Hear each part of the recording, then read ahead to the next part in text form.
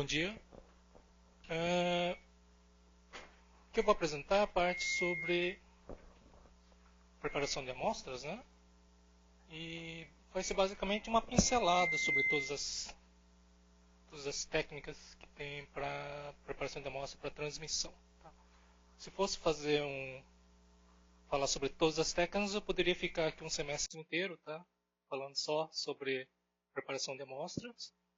E mesmo assim, acho que para a maioria de vocês, apenas 5, 15 minutos da apresentação seria interessante, tá? Porque para cada tipo de amostra existe uma técnica diferenciada para a preparação para a transmissão. Tá?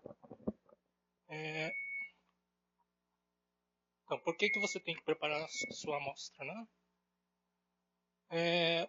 Para a transmissão, as amostras têm que ter um tamanho específico. Tá? Isso é basicamente um disco de 3 milímetros. Tá? Então, se você tem uma amostra que é bulk, você tem que cortar a sua amostra no tamanho de um disco de 3 milímetros, tá? Que entra dentro do microscópio. E, além disso, você também tem que tomar cuidado quanto à espessura desse disco que você vai observar dentro do microscópio. Tá? Em geral, ele tem que ter uma espessura menor que 100 nanômetros. Tá? Isso para ele ser transparente aos elétrons que você está usando para fazer a imagem. Tá? Mas, em termos de espessura, 100 nanômetros ainda dependendo da coisa que você está fazendo, pode ser pode ser grosso ainda, tá? Muitas vezes tem que ir para espessuras muito mais finas que isso aí. Tá? Outra coisa é, como você está preparando sua amostra, você tem que tomar cuidado quanto à introdução de artefatos, tá? na sua amostra durante a preparação. Então é bom saber o que você está fazendo, né? Para depois, quando você está observando, saber o que é da sua amostra, o que é artefato, tá? Que você pode ter introduzido na hora da preparação. Tá? E se você sabe preparar uma amostra, né, bem, tá, você vai ter uma facilidade maior na hora de fazer o seu trabalho no microscópio. Tá? Agora, o único problema em relação à preparação de amostra para transmissão, tá, é que não é uma coisa trivial, tá, exige um pouco de dedicação da pessoa, tá, e habilidade manual. Tá? E é isso aí que muitas vezes espanta muitos usuários de se fazer microscopia de transmissão. Tá? Em relação à espessura, tá, que eu mencionei antes, ela pode ter diferentes espessuras dependendo do que você quer observar. Tá? Por exemplo, se você quer fazer microscopia de transmissão de alta resolução, tá? Você quer ver as colunas atômicas do seu material. Aí, nesse caso, você vai trabalhar com amostras com espessuras da ordem de 100 angstroms, tá? Por que isso? Você quer evitar toda a parte de espalhamento dinâmico que vai dificultar na hora de você fazer a análise. Tá? Agora, se você quer fazer microanálise, você pode já trabalhar com amostras um pouquinho mais grossas, tá? Algo em torno de 100, 500 angstroms, tá? E se você já vai trabalhar com imagem, né, fazendo a parte de contraste por difração, aí você já pode trabalhar com amostras mais grossas, né? Até mais ou menos 500 nanômetros, né? Você ainda consegue fazer imagem, dependendo do tipo de amostra que você tem. Tá? Porque você quer trabalhar com amostras mais grossas quando você quer fazer esse tipo de trabalho. Né?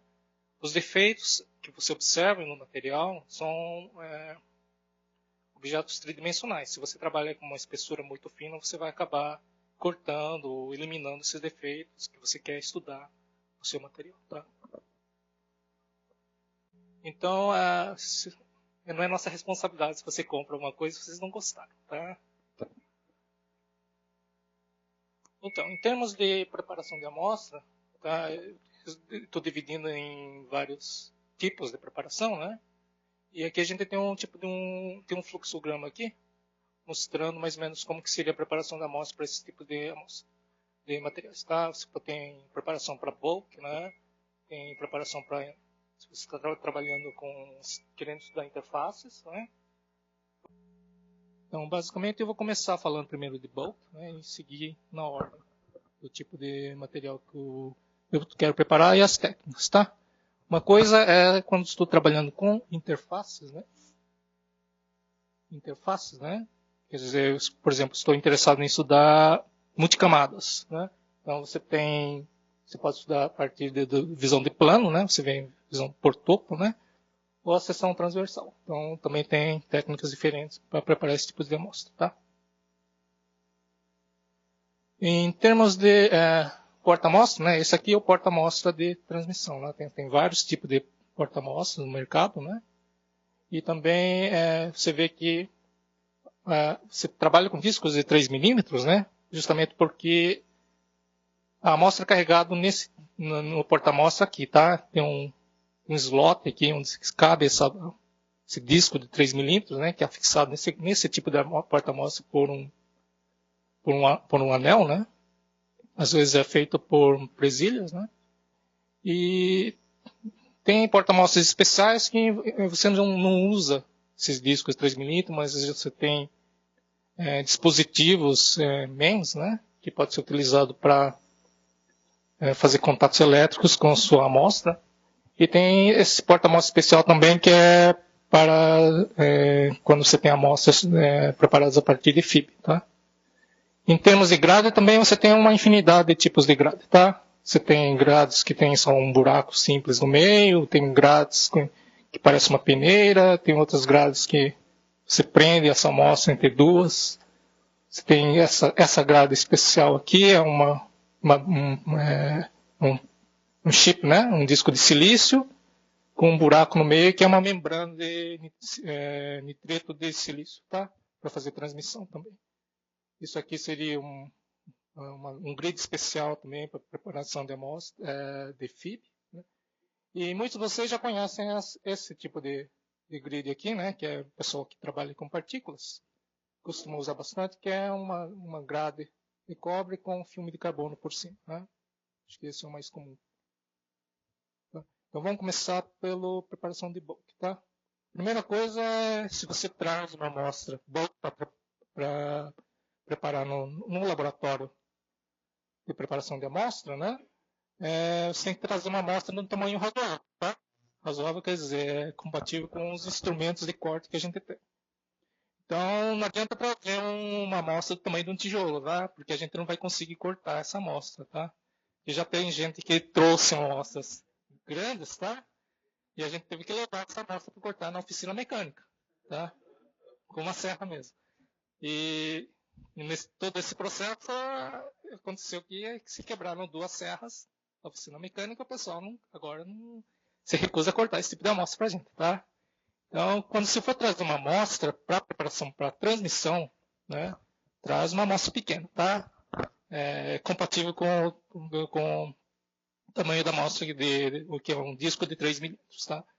Então, em geral, você vai trazer uma chapinha de alguns milímetros de diâmetro, né? E com uma espessura por volta menos de 1 milímetro, né? Para começar a trabalhar. Tá? E a gente tem essas serras, né? Se você precisar cortar alguma coisa, mas são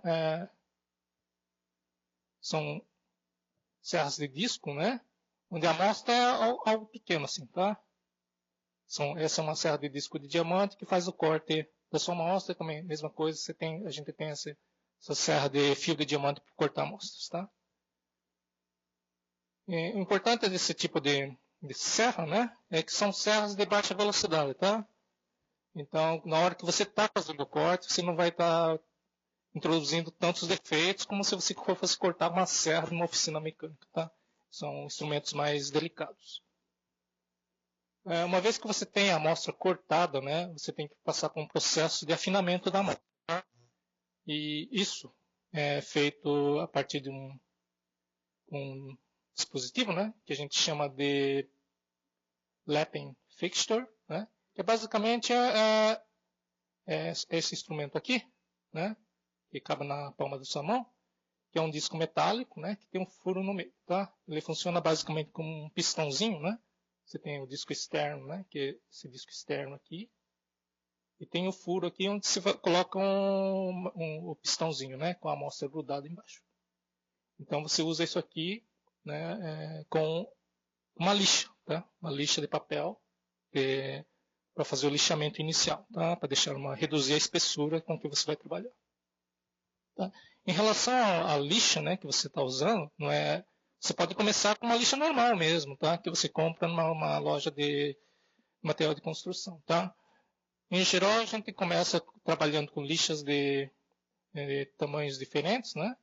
Uma lixa bem mais grosseira e vai diminuindo, tá? Para ter um acabamento bem melhor, por exemplo, usando uma lixa de 1200, né? E o objetivo nessa parte inicial de afinamento é ter uma amostra com mais ou menos 100 microns, né? Tá? De espessura, tá? Porque lembra que a amostra que você vai colocar no microscópio vai ter espessuras menores que 100 nanômetros, tá? E você vai ter que afinar isso aí usando diversas técnicas, tá? E é bom chegar com uma espessura razoável, né? Antes de mudar de técnica, tá? E também em relação ao material que você usa, né? Na lixa, você vai encontrar no mercado lixas com diferentes materiais, tá? Carbono de silício, alumina e diamante, tá? Dependendo do material que você está trabalhando, você vai ter que selecionar uma lixa ou outra também. Uma vez que você tem o seu material com uma espessura mais ou menos correta, você vai cortar seu material bulk, né? Na forma de discos de 3 milímetros, tá? Então, para isso tem certos instrumentos que fazem isso para você, né? Um deles é chamado Disc Punch, né? Tem o cortador de disco ultrassônico, né? E também tem esse aqui que é um Spark Cutter, que é basicamente por eletroerosão, tá? Você tem o eletrodo aqui que corta a sua amostra em disquinhos, tá?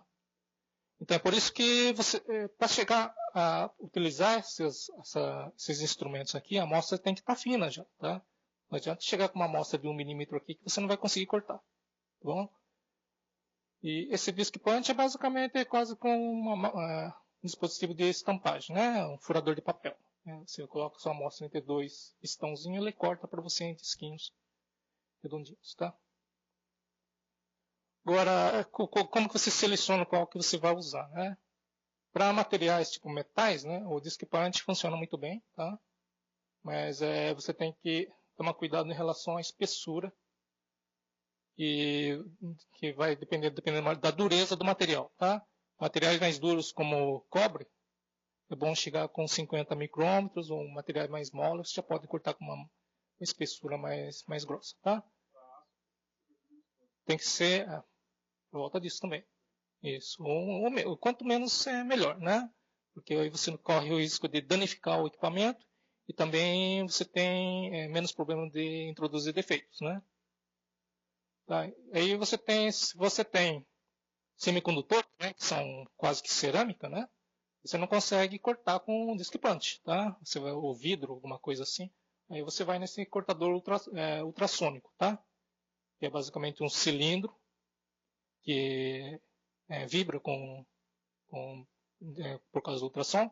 Você coloca um pouco de abrasivo por baixo disso, né? Então, entre o contato do cilindro, abrasivo e o seu material, ele acaba cortando, tá? Isso funciona bem para semicondutores, tá? Agora, esse Spark Cutter, tá? Tem a grande vantagem é que ele praticamente não cria defeitos mecânicos na sua amostra, tá? O único problema é que tem que ser uma amostra condutiva, tá? Bem para fazer esse tipo de preparação, tá? Agora, uma vez que você já tem o disco, né? Você vai partir de novo, afinar esse disco, tá? De novo. Só que agora você tem que fazer de uma maneira bem mais controlada, tá? Então, para transmissão, você vai ter que polir a amostra dos dois lados, tá? Do disco, tá? Então, você faz o polimento usando o mesmo lapping fixture, né? Só que primeiro você faz do primeiro lado, o polimento, tá? Você usa lixas de diferentes tamanhos, né?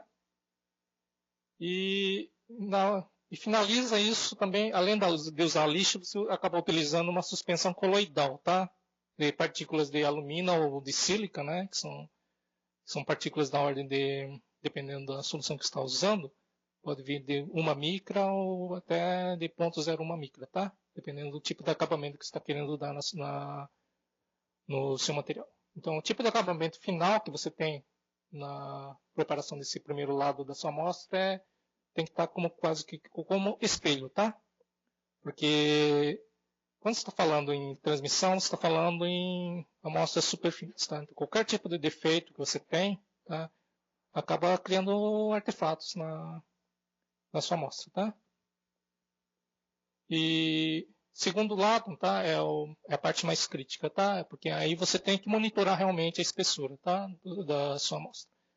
À medida que você vai afinando, tá? Você está, por exemplo, estava com 100 micrômetros, você vai acabar nessa etapa, dependendo da amostra, para chegar a 20 micrômetros, tá?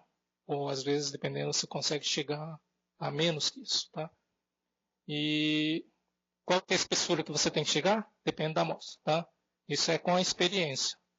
Porque dependendo da amostra, ela é mais quebradiça, ou é mais dura, ou às vezes você está polindo, a partir de uma certa espessura, você começa a injetar defeitos nela que você não consegue remover mais tarde com as outras etapas de preparação. Tá? E no final você tem um disco bastante fino, né? Que basicamente você tem um polimento quase que como um espelho dos dois lados e ela tem que ser paralela. Tá? Próxima etapa, né? Ainda de polimento, a gente usa uma maquininha chamada Dimple, tá? Para terminar o polimento mecânico, tá? Da amostra. Para quem não sabe o que é um Dimple, né? Bolas de golfe tem esses buraquinhos, né? Côncavos, né? Que são chamados de Dimple, tá? Então a gente tem uma maquininha lá que chama Dimpler ou Dimple Grinder, tá? Que é isso aqui, tá? O princípio é bastante simples, tá? O objetivo é preparar a sua amostra nessa forma aqui, tá? Você tem a sua amostra que era inicialmente plana, você tem essa cavidade aqui que você cria no final do processo, tá? Por que você quer uma coisa assim? Porque depois você tem que manipular a sua amostra, tá? Você não consegue manipular amostras com espessuras da ordem de nanômetros, né? Então você tem nesse tipo de geometria, você tem uma região fina aqui no meio da amostra, que é fina o suficiente para ser transparente aos elétrons, e tem essa borda aqui onde você pode segurar ainda a sua amostra, manipular a sua amostra. Né? Então, o princípio é bem simples, tá? Você monta a sua amostra aqui, né, nesse cilindro aqui, né? Ele gira em relação a esse eixo aqui. E em cima da sua amostra tem um disco, né? Uma rodinha aqui de metálico, que também gira em relação a esse eixo aqui. Então tem esse movimento. E você acrescenta, além de ter esse disco, você acrescenta uma pasta, por exemplo, pode ser uma pasta de diamante, alguma coisa assim, para ajudar no polimento. Então, com esses dois movimentos, você consegue criar esse tipo de cavidade na sua amostra. Tá? O princípio é bem simples. Tá? Você tem que tomar cuidado que você está com uma amostra já é bastante fina, então você tem que tomar cuidado com a velocidade que você está fazendo, a rotação, a pressão que você está aplicando e outras coisas mais, tá? E tem que ser bem limpo, tá? Você não pode ter sujeiras lá que você acaba destruindo sua amostra. Tá, o objetivo aqui é você vai ter no final, né, uma amostra com a ordem no meio, né, daquela cavidade lá, com espessura da ordem de 20, dependendo da amostra, 5 micrômetros, tá? Aqui quanto mais fino é melhor, tá? Porque na próxima etapa do polimento, que é feito por ion milling, né? O ion milling é um processo lento, né? Se você deixa com uma amostra de 20 micros, pode levar muitas horas, né? Então você tenta salvar o tempo aqui fazendo polimento mecânico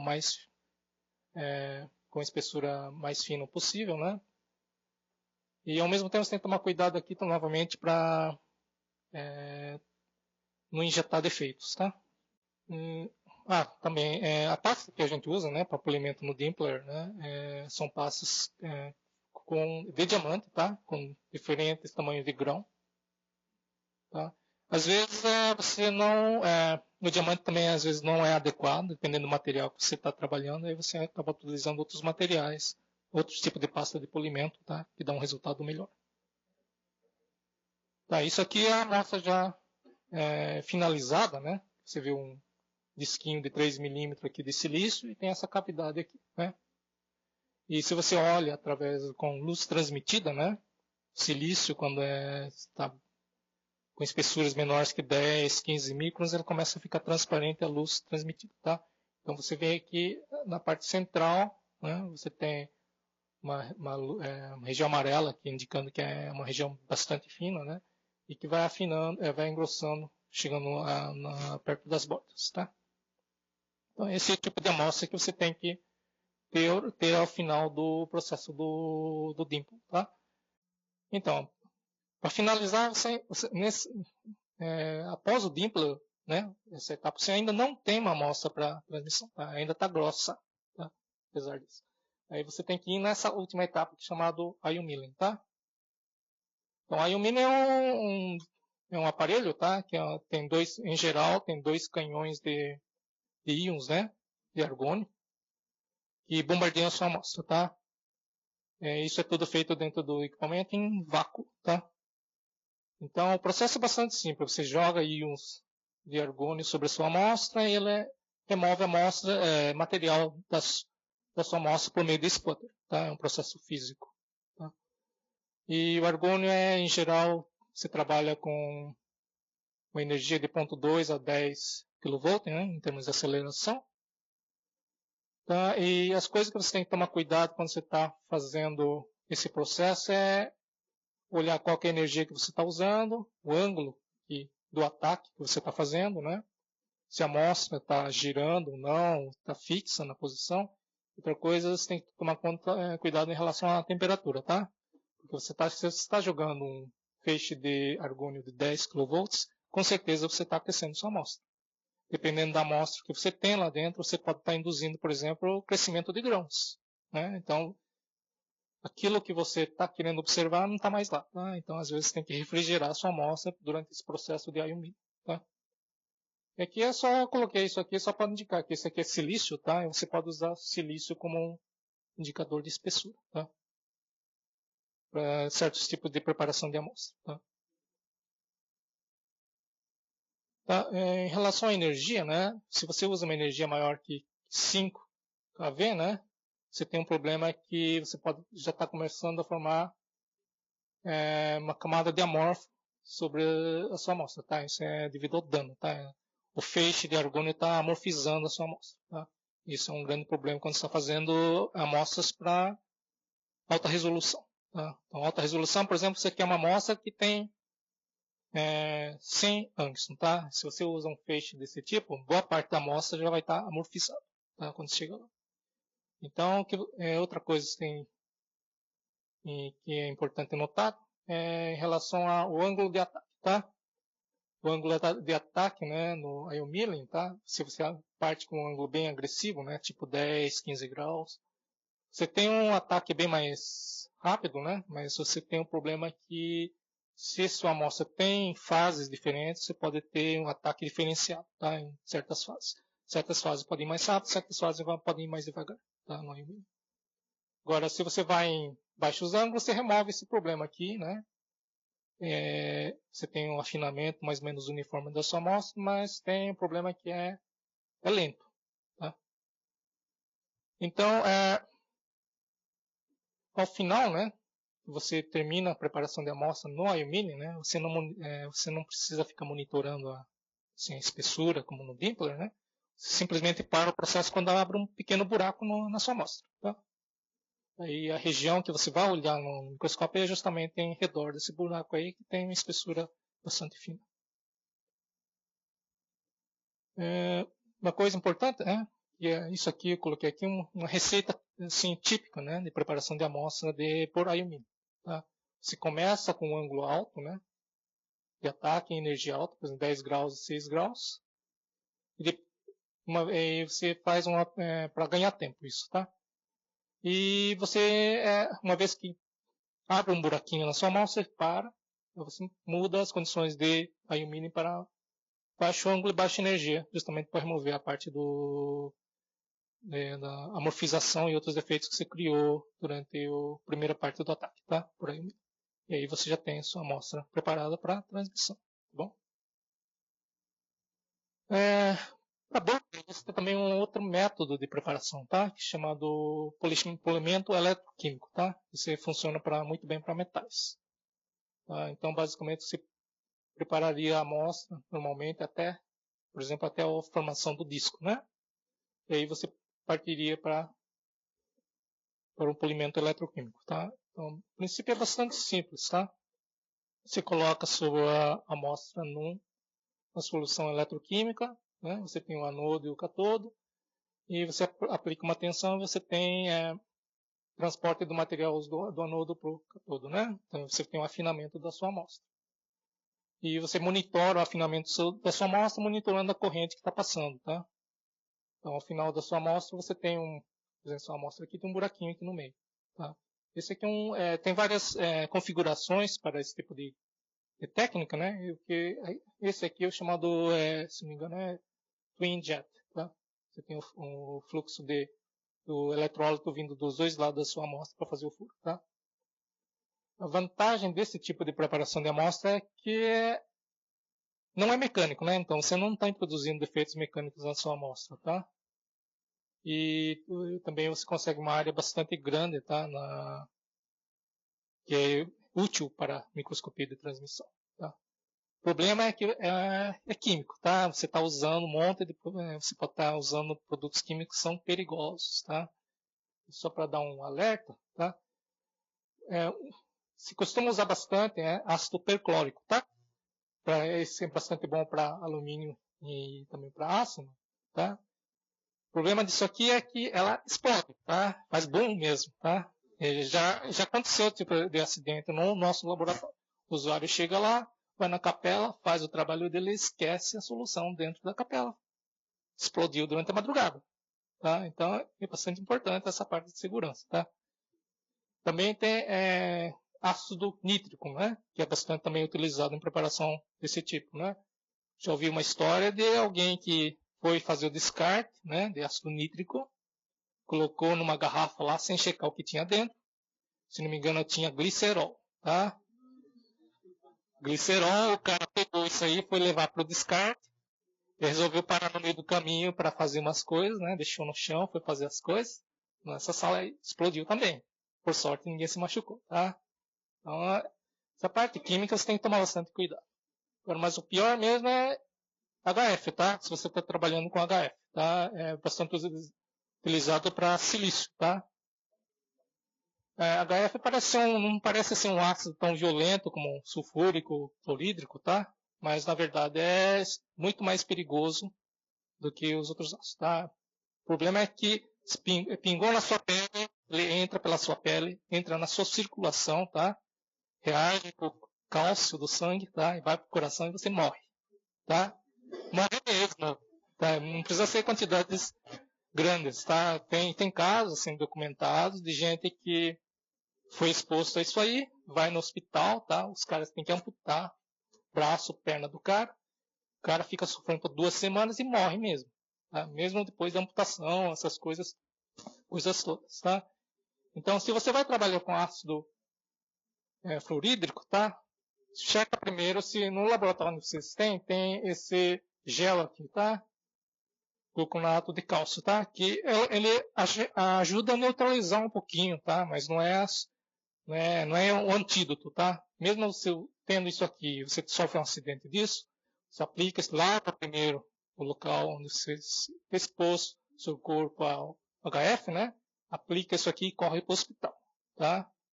E tem que ser um atendimento imediato, tá? O pessoal nos Estados Unidos fala que esse tipo de acidente é para tratar no mesmo nível como se fosse acidente de tiro, tá? Se você não é atendido, você realmente morre, tá? E outra coisa em relação, se você está trabalhando com produtos químicos, é bom ler isso aqui, tá? Em inglês se chama MSDS, né? Que é o Material Safety Datasheet, que em geral está disponível com o material, tá? Tem todas as informações sobre segurança, né? Os cuidados que você tem que tomar com esse material e também como descartar esse material, tá? É importante aqui como descartar propriamente de maneira correta, né? Agora, em relação a estudo de interfaces, né? Agora esse é um outro tipo de preparação de amostras, né? Quando falo em interfaces, por exemplo, multicamadas. Né? Você tem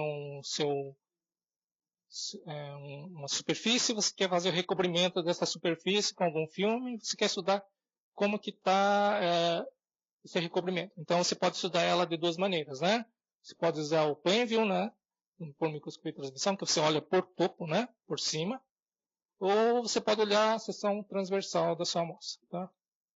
Então, cada um tem um fluxograma diferente, né? Dependendo do que você quer preparar. Tá? Então, esses são exemplos, por exemplo, isso aqui é um exemplo de seção transversal, né? Nitreto de galho crescido sobre safira, né? Você está olhando de lado, e isso aqui seria olhando de topo, tá? Você pode fazer essa mesma técnica, né? Para estudar a estrutura, né? Material estruturado sobre uma superfície. Por exemplo, isso aqui é nitreto de galho também, mas só que na forma de uma pirâmide, né? Tanto olhando seção transversal, então você também pode cortar a sua amostra aqui, nesse plano, e estudar o que está acontecendo lá. Tá? Então, a primeira parte é como você vai afinar a sua amostra, tá? Que é um pouquinho diferente em relação a bulk, tá? Os equipamentos são parecidos, né? Mas a metodologia é um pouco diferente. Primeira coisa, se você vai preparar seção transversal, primeira coisa é você vai ter que cortar a sua amostra, tá? Por exemplo, e grudar ela face a face, tá? Então você faz um sanduíche da sua amostra, né?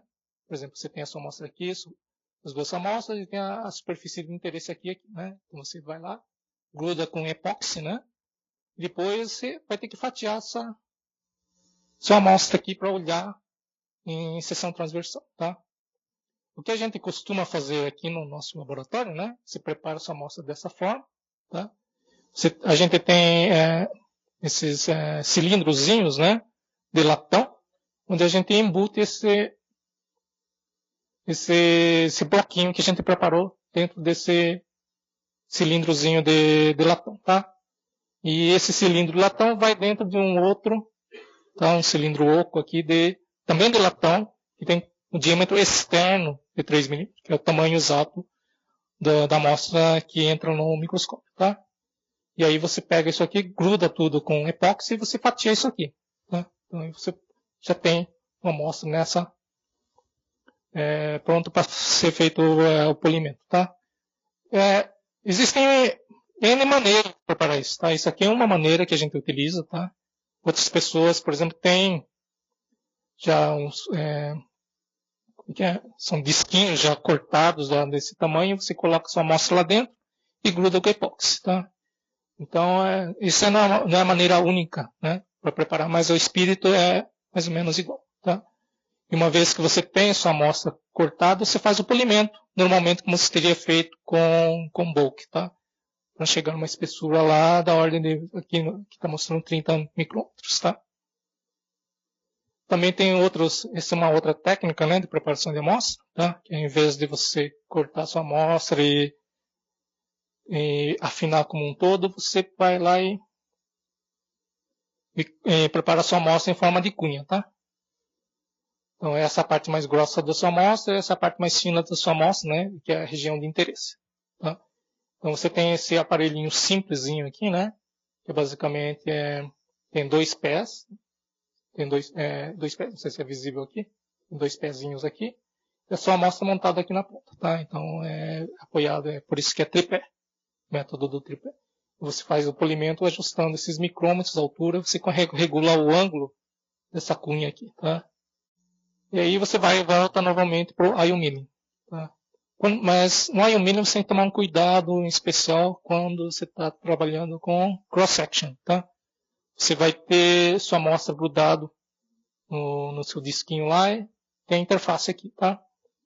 Uma coisa que você deve evitar, né, na hora de fazer o ion milling é que o feixe de íons não seja paralelo a essa interface aqui, tá? Então você vai tentar evitar do feixe ficar paralelo à interface. Por que isso, né? Porque você tem materiais diferentes, né? Você tem no meio aqui, tem o epóxi que está segurando sua amostra, você tem o seu filme, tem o seu substrato. Então na hora que você faz o feixe paralelo a interface, o que acontece é que você tem um ataque muito mais rápido nessa região do que no substrato. Então, você pode simplesmente acabar com uma amostra de transmissão que você não tem a região de interesse, só tem o substrato, tá? Porque o substrato, por exemplo, leva mais tempo para fazer o ion milling, tá? Então, na hora que você faz o ataque nessa direção paralela, você acaba destruindo sua amostra, tá? Então, a gente tem esse sistema da ion milling que tem a opção de fazer essa oscilação, tá? Então, ele faz o ataque só nessa região aqui, né? Ele evita atacar quando o feixe está paralelo à interface, né? Tem um outro método, né? Que é para seção transversal, né? Mas que você pode preparar a partir de clivagem, tá? Mas isso aqui só funciona se você sabe qual que é a direção em que a sua amostra vai clivar, tá? Você tem que saber qual são os planos de clivagem dela, tá? E a vantagem dela é que é um método simples, tá? Você não precisa passar no ion milling, não precisa ficar polindo, assim, tá? Não precisa de dimple. Simplesmente você cliva a sua amostra, tá? Então você consegue preparar diversas amostras de uma tarde, tá? Você começa, por exemplo, com a sua amostra, né? Por esse método. Você ainda tem que fazer um polimento, né? Para deixar ela fina, né? Porque você vai fazer uma clivagem com precisão, tá? Então, se você chega com uma amostra com uma espessura de 1 milímetro, você não consegue fazer esse tipo de clivagem, tá? Então, você tenta reduzir a espessura da sua amostra, tá? Por exemplo, com uma lixa de papel mesmo, você reduz a espessura para 100 microns, né? Aí depois você vai lá e risca a parte de trás da sua amostra, tá? Usando um riscador, tá? Então, você desenha várias linhas aqui. E uma coisa é que essa primeiras marcas que você faz não é na direção do plano de clivagem do seu material, tá? Então isso aqui você faz essas linhas com mais ou menos 12, 15 graus em relação ao plano de clivagem, tá? E na hora de montar tem essas grades especiais, né, para esse tipo de amostra, né, porque sua amostra vai ter que ficar de pé, tá? Vai ter grudado em pé, então você tem esse tipo de grid, você tem essa abinha aqui que você dobra ela para ficar nessa geometria aqui, né? Para poder grudar a sua amostra, tá? E também tem o último, né? Eu vou falar essa última coisa sobre preparação de amostra para interfaces, né? Que é FIB, tá? FIB é uma coisa que começou a ser utilizada mais ou menos quantos? 15 anos para cá, tá? Para quem não conhece, o que é FIB, né? Quer dizer Focus Ion Beam, tá? É basicamente um microscópio eletrônico, né? De varredura, né? No caso de um FIB chamado Dual Beam, que além do canhão de elétrons, tem um canhão de feixe de galho, tá? E você usa esse feixe de galho para fazer o desbaste da sua amostra, tá? A vantagem disso aqui é se prepara uma amostra em 1 a 2 horas já tem sua amostra pronta, tá? E você tem a sua amostra, mas é uma amostra com um tamanho limitado, tá? É de alguns microns quadrados, tá? Também você é um processo limpo, tá? Você faz uma máquina parecida com um microscópio eletrônico de varredura. E tem a vantagem também que você consegue delimitar exatamente de que região você quer preparar sua amostra, tá? Então, esse tipo de equipamento é bastante usado pela indústria de semicondutores, né? Quando você quer checar, por exemplo, qual é o transistor daquele chip lá da Intel que não está funcionando. Você vai usar esse tipo de equipamento, você corta um pedaço da sua amostra exatamente daquele chip, daquele transistor de 32 nanômetros, né? Você vai lá e corta lá. Então, esse tipo de coisa. O problema também é o preço desse equipamento, tá? Pode chegar a 5 milhões de dólares, tá? Então, não é qualquer um que tem acesso a esse tipo de equipamento. Tá, então o processo é bastante simples, tá? Isso aqui o que eu estou falando é um processo chamado lift out, tá? Basicamente você tem essa região de interesse da sua amostra, né? O que você faz a primeira coisa é depositar uma camada de platina, tá? Essa camada de platina é depositada dentro do equipamento de FIB.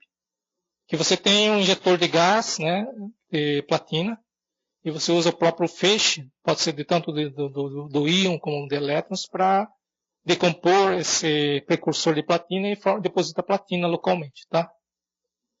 Uma vez que você tem a platina na região que você quer fazer a preparação de amostra, você simplesmente usa o feixe de galho para cortar essas trincheiras, tá? Eu não sei se é possível ver aqui, tem essas marquinhas aqui, tá? São marcas de alinhamento, tá? Porque tudo isso aqui é feito no computador. Simplesmente programa a região. Você tem a imagem que é obtida no modo de elétrons secundários, né? Como uma varredura. Aí você marca a região que você quer preparar a amostra. Então, primeiro ele cria essas marcas de alinhamento e usa essa marca de alinhamento como referência para fazer esse tipo de corte, tá? Então, é um processo que leva em torno de 1 a 2 horas, dependendo do tamanho da amostra e do tipo do material que você está cortando, tá? Então, uma vez que você corta a sua amostra, você faz todo o polimento, também usando o FIB, né? E todo esse processo é automático, tá? Você não tem muito controle, tá? Exceto nessa parte final aqui, que às vezes você tem um ajuste manual, né? Que às vezes você quer arriscar a sua amostra, deixar ela um pouco mais fina, né? Você quer fazer alta resolução. Então você tenta arriscar um pouco essa sua amostra e deixar mais fina aqui. Então você vai fazer isso num processo manual, tá? Então uma vez que você tem a sua amostra preparada, você corta a sua amostra também usando o FIB, tá? Então você vê esses cortes aqui, tá? Você corta ela. Aí você tem, em geral, tem um sistema de manipulação de amostra dentro do sistema, né? Que são pontas, né? Como são agulhas aqui, que você aproxima da sua amostra, gruda ela usando a própria platina, né? E você transporta, corta ela e tira da sua amostra e transporta ela para o seu porta-amostra, tá? E no seu porta-amostra você vai lá e novamente se gruda ela usando platina, tá? E aí você tem a sua amostra pronta para fazer transmissão, tá? Outra maneira também é lift out, né? Uma variação, né? Em vez de você usar um porta-amostra especial, você usa uma grade de cobre com filme de carbono. Você vai lá, simplesmente pega a sua amostra cortada por fibra, coloca em cima de uma janela com carbono, tá? Tem outras variações, né? Que você pode fazer para fib, né? Que é tipo isso aqui, né? Você pega a sua amostra, você corta ela e faz o polimento mecânico, tá? E você chega ela com uma lâmina bastante fina, né? Por exemplo, nesse formato aqui. Aí você usa o FIB apenas para cortar uma região pequena da sua amostra, tá? A vantagem desse tipo de preparação de amostra, ou desse tipo de amostra, é que depois você pode melhorar a sua amostra, tá? Você pode passar num ion milling para tentar remover defeitos, né? E você está usando um feixe de galho, tá? Para fazer o ataque. Então, você está gerando defeitos, tá?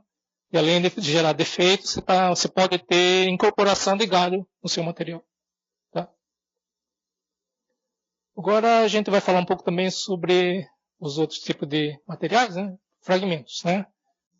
Então, a primeira coisa, você tem que embutir essa fibra, tá? Porque você tem que manipular essa fibra e vai lá e fazer o polimento, o polimento ou fazer o corte dessas fibras por meio do ultramicron. Então, o que se faz, né, basicamente é pegar o seu material e mistura com epóxi, tá? Aí você pode colocar num tubinho de latão, né, essa fibra, embutido, e depois, que uma vez que você endurece esse epóxi com a sua amostra, né, você fatia ela na serra de diamante, né, você tem essas fatias aqui, e você faz a preparação normal, como se fosse uma amostra normal, você faz o polimento mecânico, faz no ion milling, tudo, tá? Você tem que tomar cuidado, tá? E também, se você vai fazer embutimento, né, para ultramicrotomia é um pouco diferente, tá? Em geral, você tem essas forminhas aqui, que, se não me engano, é silicone, alguma coisa assim. Você coloca a sua amostra misturada com epóxi nessas forminhas aqui e deixa para curar, né? E você acaba tendo a amostra um tamanho mais ou menos correto já para ultramicrotomia, né? Então, ultramicrotomia, né? Para quem não conhece, você pode ter 2 tipos de facas, né? Para fazer o corte da sua amostra, tá? Você pode utilizar facas de vidro, tá? ou facas de diamante, tá?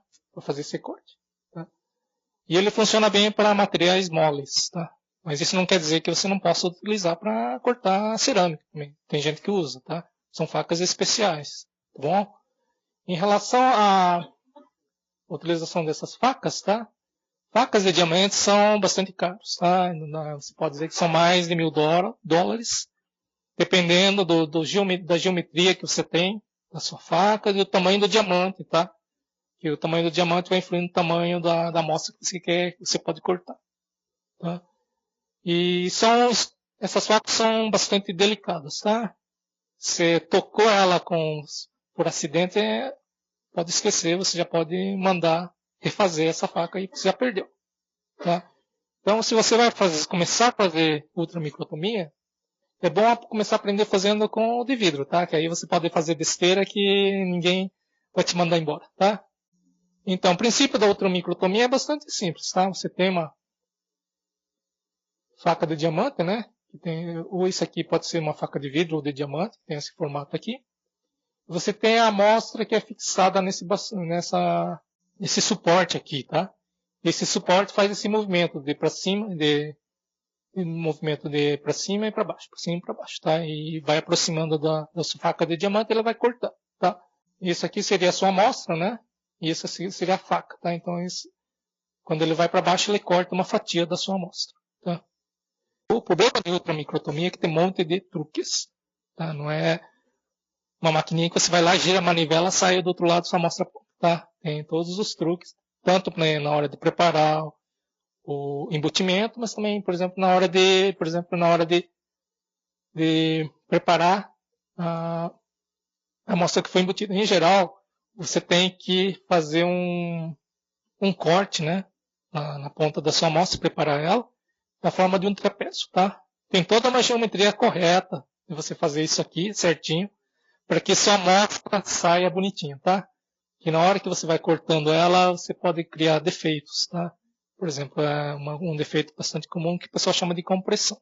Então, você está descendo com a faca, né, cortando, você vai criando estrias na sua amostra, né? Então, isso é um grande problema.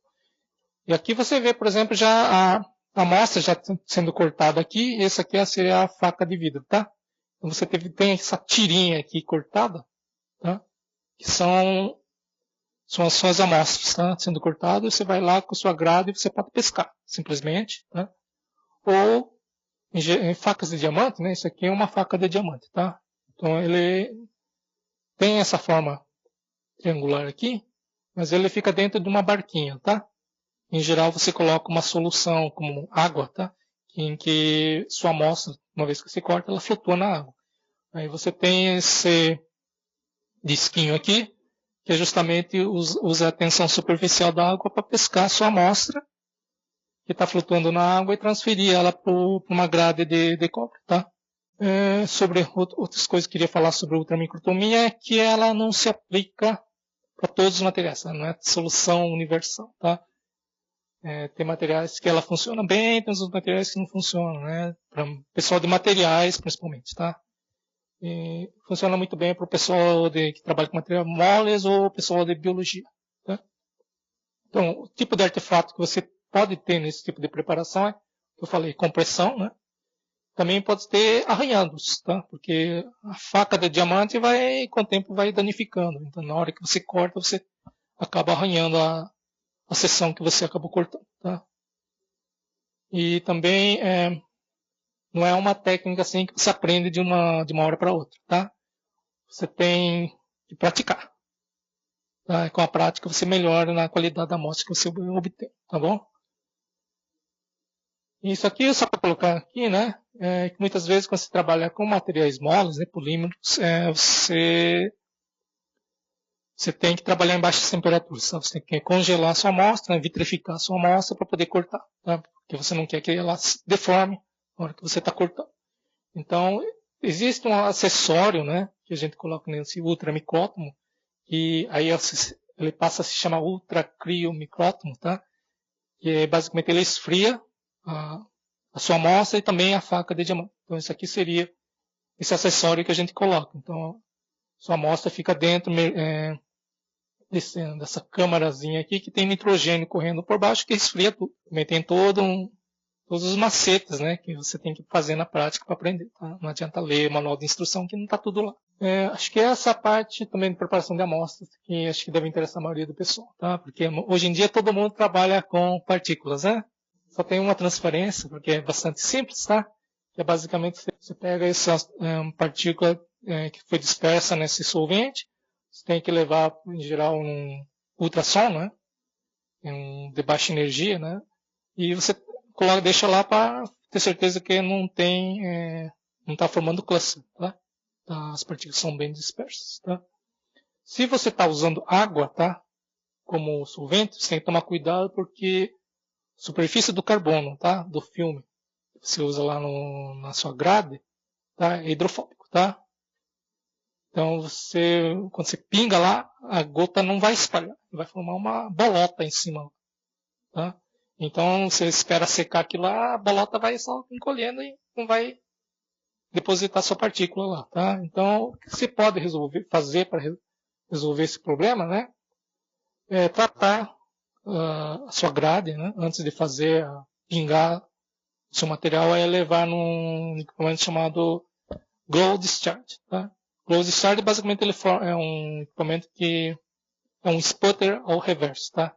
Ele cria um plasma sobre a sua amostra, tá? E isso altera as propriedades da superfície e você altera a hidrofobicidade do carbono, tá? E aí você pode melhorar um pouquinho em relação a isso aí. Tá? Uma coisa também é quando você vai fazer ultrassom, tem esses ultrassons super poderosos, tá? Não usa isso aí, tá?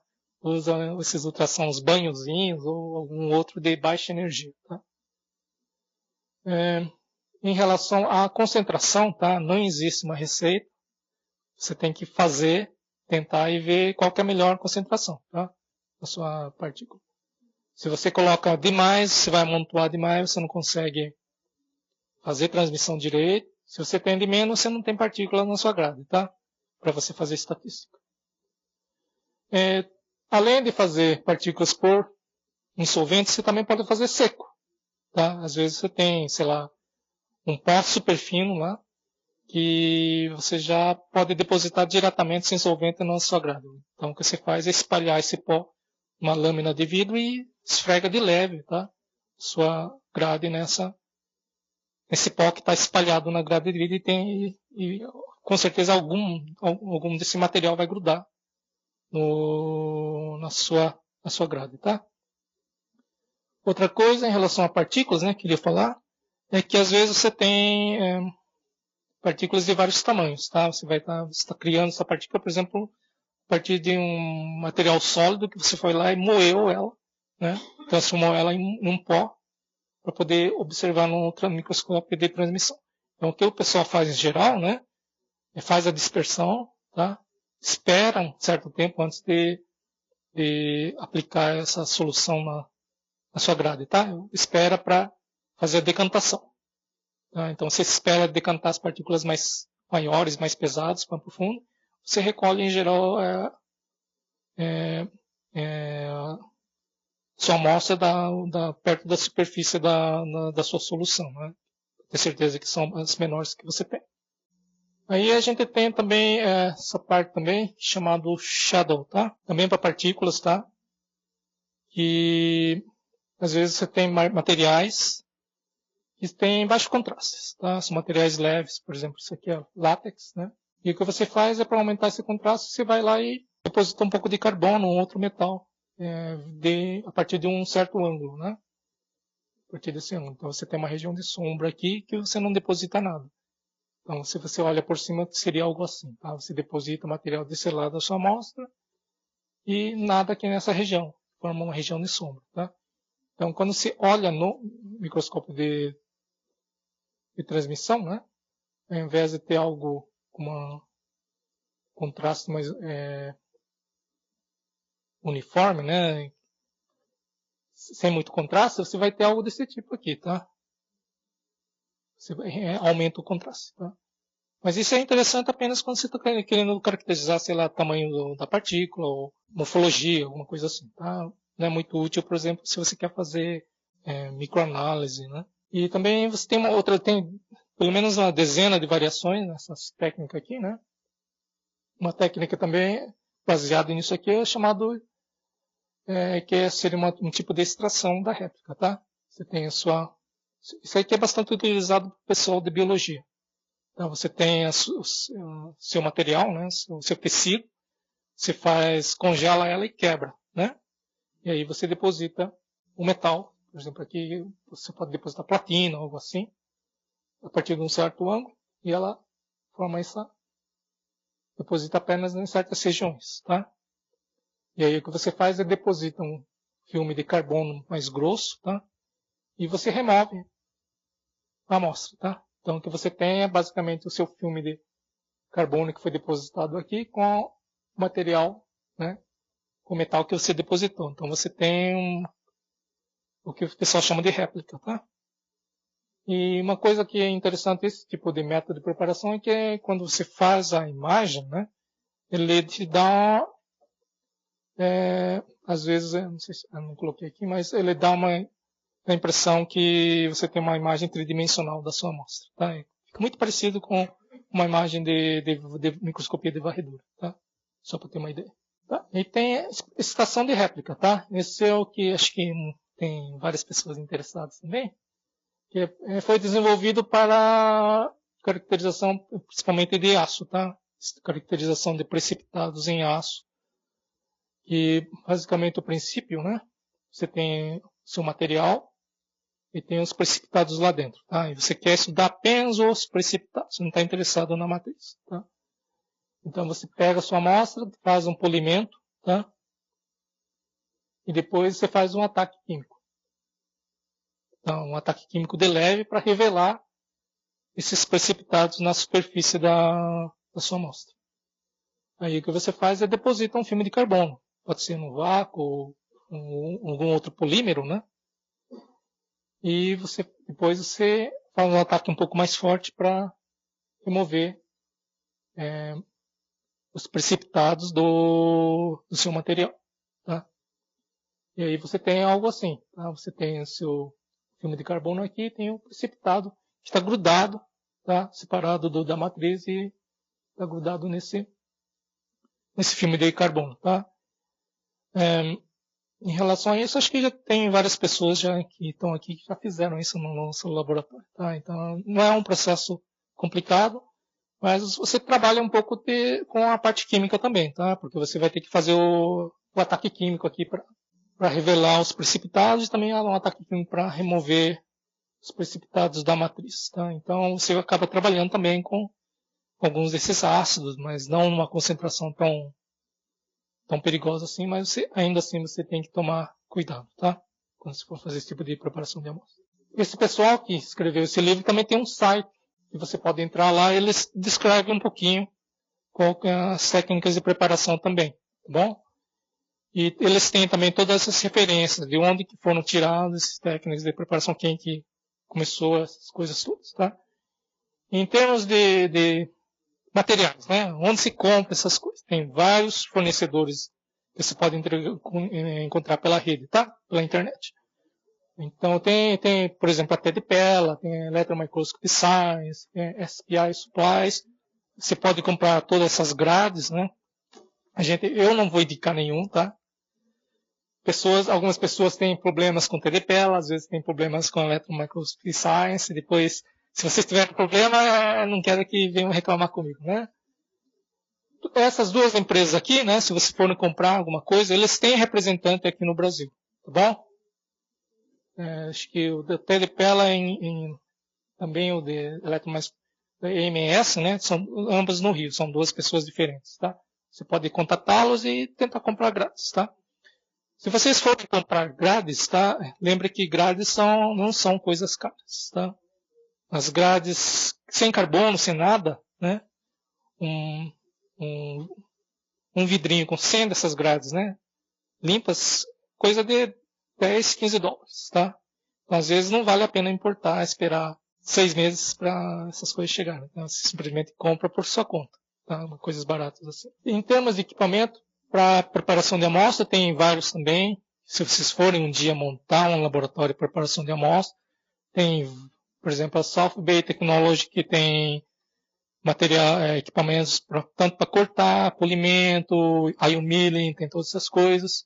Tem a Gatan também, que além de fabrica câmeras, né, para microscópio de transmissão, tem uma linha de equipamentos de preparação de amostras, tá? Se vocês precisarem de ion, por exemplo, o que a gente usa, tem no nosso laboratório, muitas coisas são da Gatan. Aliás, né, a Gatan, de tempos em tempos, ela também dá cursos, tá, de preparação de amostras nos Estados Unidos, tá? São cursos práticos, que o pessoal costuma recomendar para as pessoas fazerem isso aí, tá? Se tiverem oportunidade de dinheiro, tá? Porque são cursos pagos, tá? São alguns milhares de dólares por um curso de uma semana, que você vai lá e aprende todas as técnicas de preparação de amostras, tá? Com o equipamento deles, tá? Então você vai aprender a usar o ion milling deles, o equipamento de polimento mecânico deles, o Dimpler deles, tá? Mas em princípio você pode ter equipamentos tanto do Gatan, South Bay, mas o princípio é mais ou menos o mesmo. Se você sabe usar de um, você sabe usar de todos, tá? Tem a Leica também, tá? Que fornece equipamentos de preparação de amostras. E também a Leica é uma das poucas empresas também que fabricam ultramicrótomos. Se vocês forem comprar ultramicrótomos, vocês não têm muitas opções. Ou compra da Leica ou tem uma outra empresa chamada RMC, que também faz ultramicrótomos, tá? Antigamente existiam vários fabricantes, mas eles acabaram sendo comprados por essas duas empresas. E hoje em dia você não tem muita opção, tá? E também tem essa Fichone, que também fornece também equipamentos de preparação de amostra e também equipamentos para microscópio de transmissão, especialmente porta-amostras. E é basicamente isso que eu gostaria de falar hoje, tá?